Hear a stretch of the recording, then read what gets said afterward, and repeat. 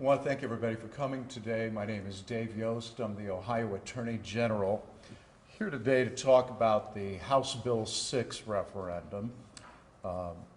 Many of you may well be aware of some of the tactics that are going on.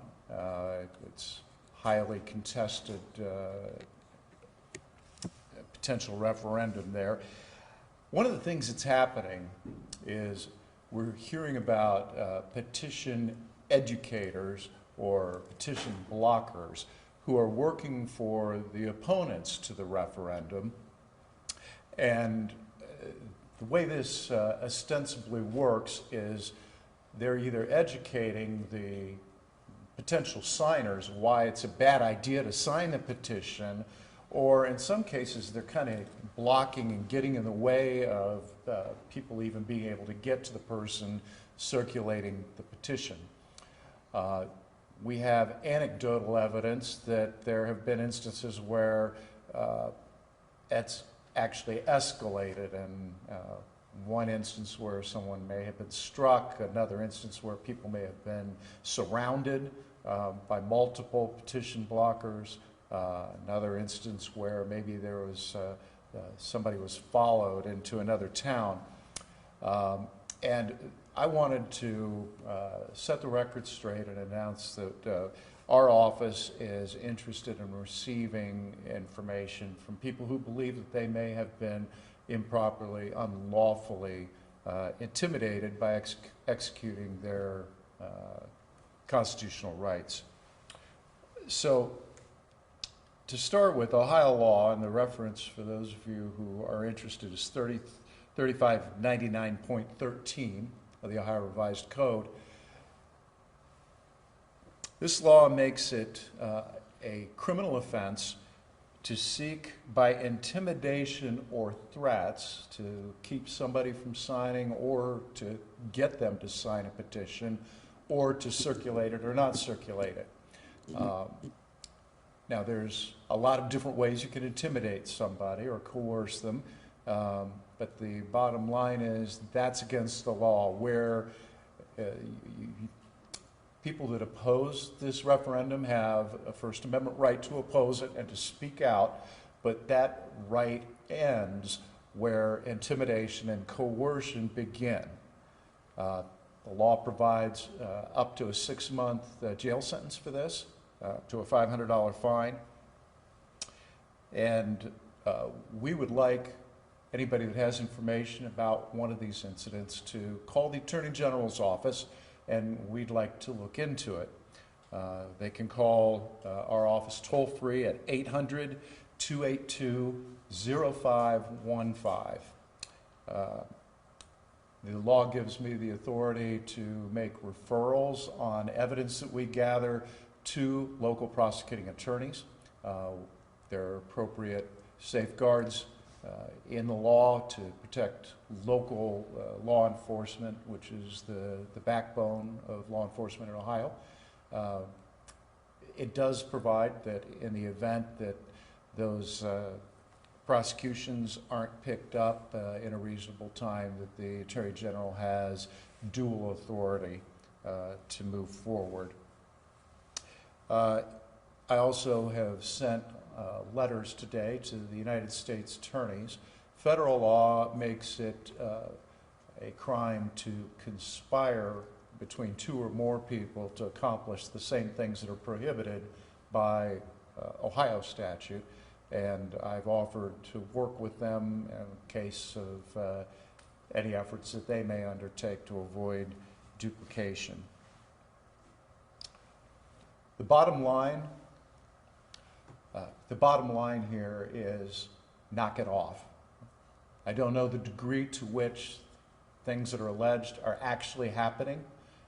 There's a lot of disinformation out there swirling around this referendum campaign. But respect your neighbors, respect their rights, and most of all, respect our society and our system here in Ohio that allows for a referendum, allows for petitions, allows for free speech. So with that, I'd be glad to answer any questions. Door-to-door type harassment, following people down the neighborhood street, that sort of thing, or this application, or somebody's collecting signatures? I'm really sorry, there's an echo in here. I was having a hard time hearing you. Door-to-door situations, people following Yeah. people into neighborhoods, or are they setting up a table in front of the supermarket and bothering them there? What types of evidence have you heard?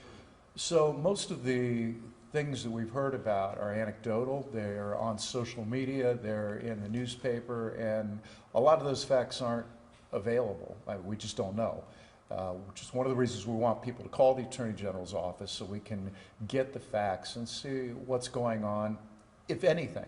I'm not prejudging this and don't know where the evidence might lead. Anybody else? Preliminary strike, I guess, maybe, just to get it out there that this is illegal, you can't do that. Right. Right.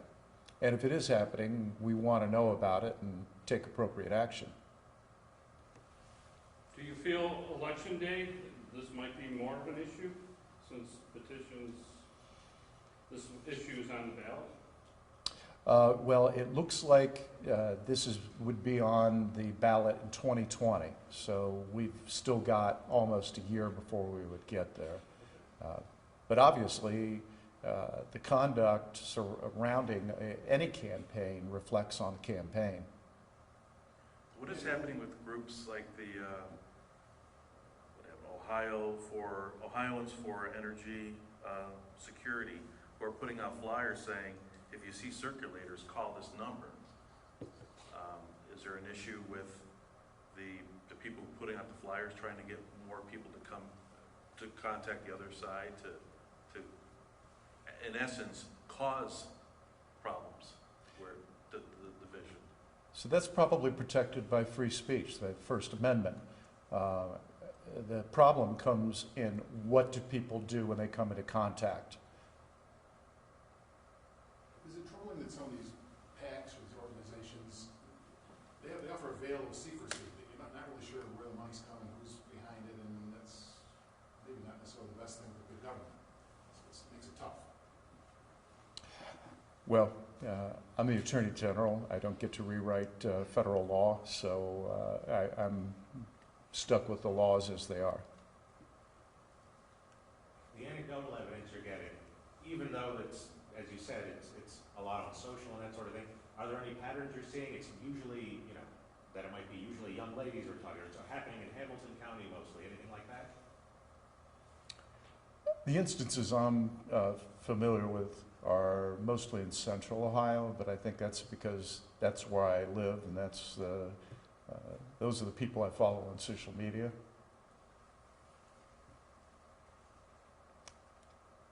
I want to thank everybody for coming. Thank you. Is there a company that's been hired? I don't know. To do the petition blocking? Yes. Yeah, I don't know.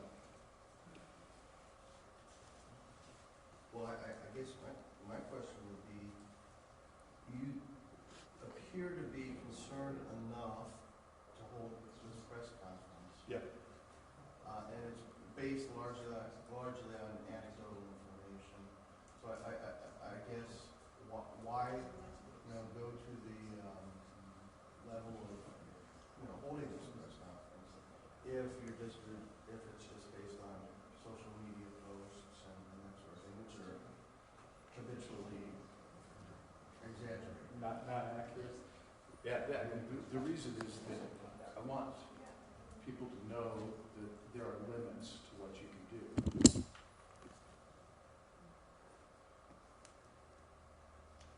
This is not open season on circulators. There are limits to what appropriate free speech is. And when you cross the line is when you're intimidating or coercing people, either the circulator or the potential signers. And my message is knock it off. Right. Right. And obviously the unspoken word or name in this is First Energy.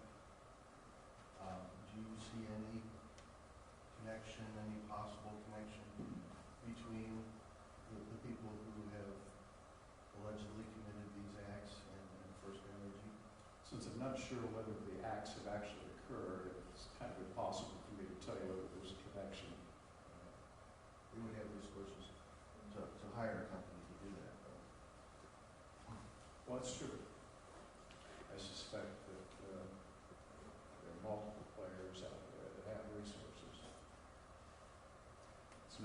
not against the law to have resources.